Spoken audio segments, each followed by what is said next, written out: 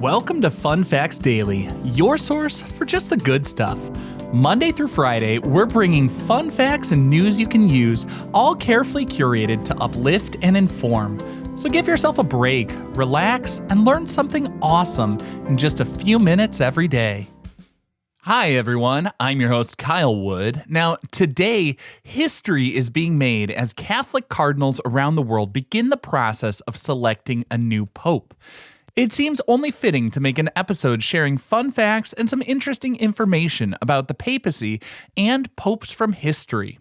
So today we'll be learning about the Catholic Pope, a figure of global spiritual leadership with a rich history. But before we get into the facts, let's warm up our brains with a little challenge to see if you can tell truth from fiction.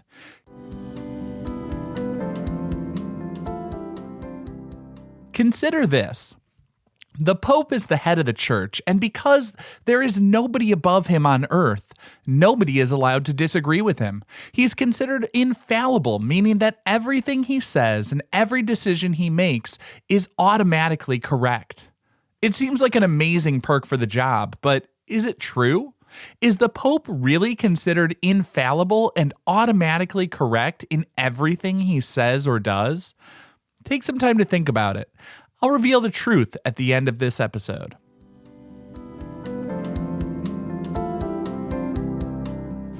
Now, on to our word of the day, conclave. Conclave comes from the Latin cum clavis, meaning with a key.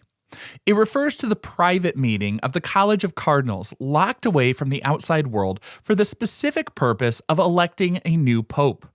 The term highlights the secluded and secure nature of this crucial electoral process, designed to ensure that the cardinals can deliberate and vote freely without external influence or pressure. The practice of secluding the electors dates back to the 13th century, instituted to prevent prolonged deadlocks in papal elections.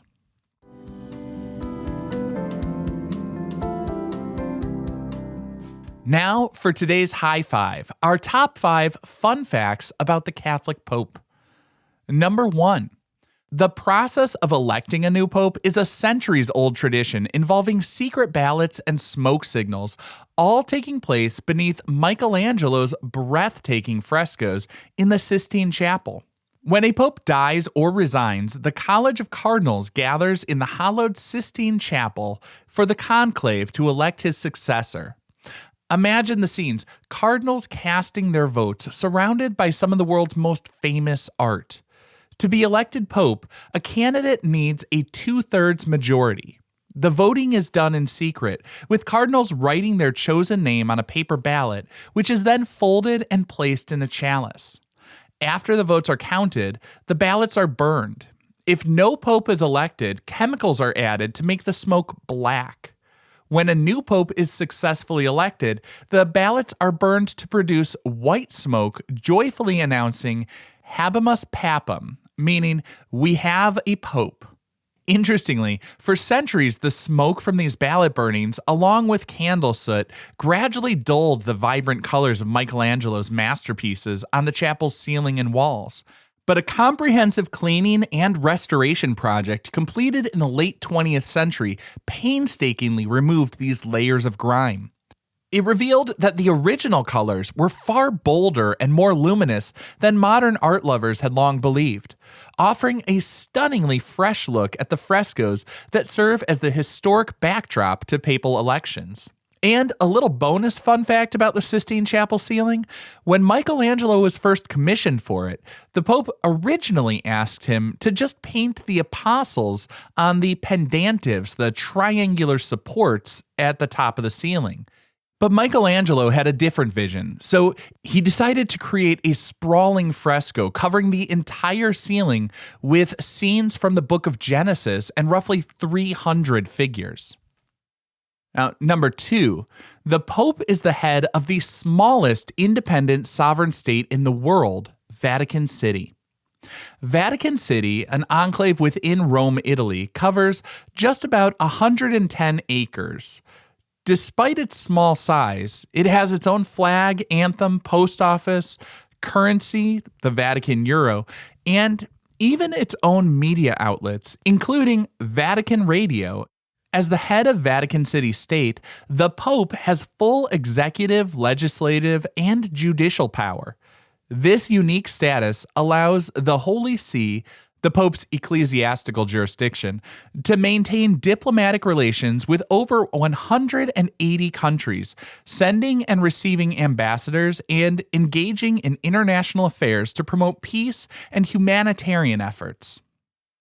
Number 3, one pope, known as the Warrior Pope, personally led armies and commissioned some of the greatest art of the Renaissance to magnify the Church's glory.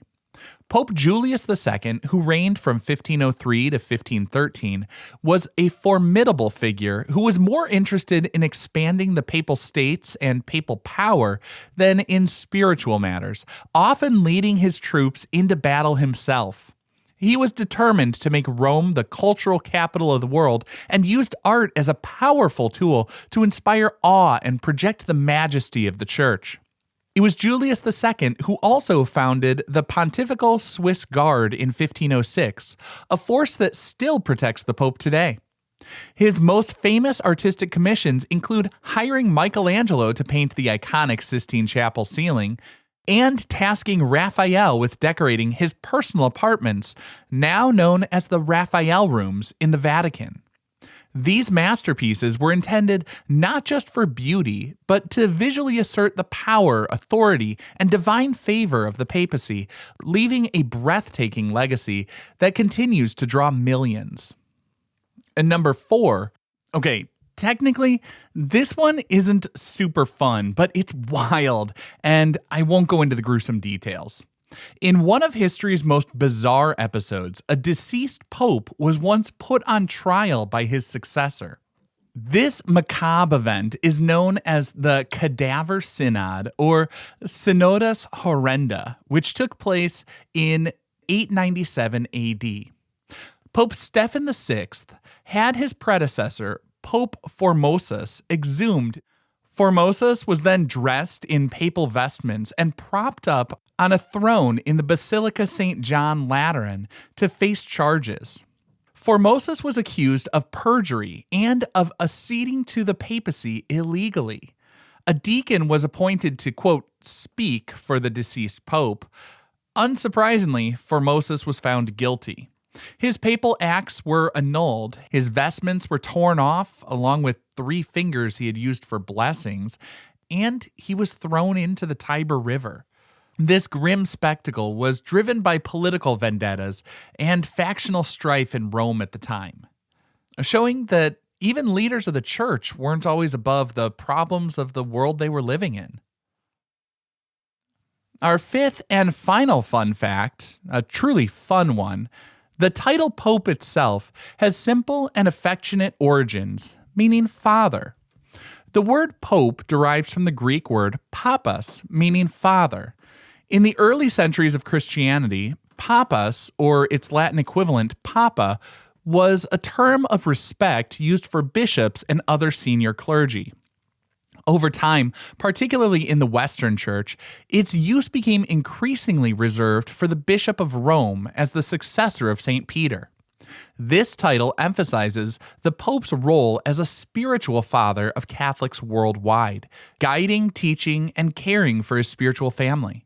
It reflects a relationship of spiritual leadership and pastoral care that is central to the papacy, even amidst the more tumultuous periods of its long history.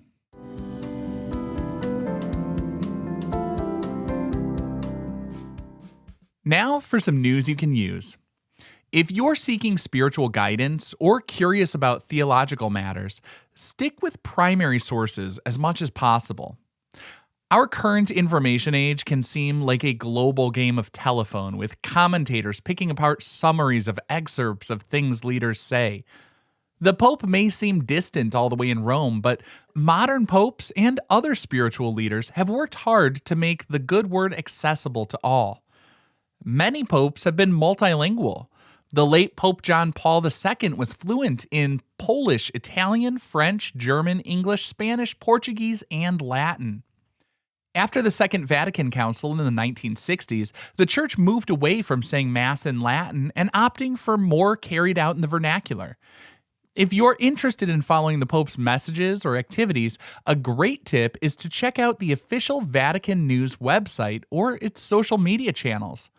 The Vatican has a very active and modern communications arm, VaticanNews.va, that provides information in multiple languages. You can find transcripts of papal audiences, homilies, major encyclicals, or apostolic exhortations. They also post schedules for upcoming events, news about the Pope's activities, and the work of the Holy See. This is the most direct and reliable way to stay informed about what the Pope is saying and doing, offering insights into his priorities and teachings straight from the source, helping you understand the context and significance of his global ministry. And now, the moment you've been waiting for, will finally reveal the truth from that brain teaser at the beginning. Earlier in the episode, I asked you to consider papal infallibility, meaning that everything he says and every decision he makes is automatically free from error. This is a common misconception, but it is a fallacy.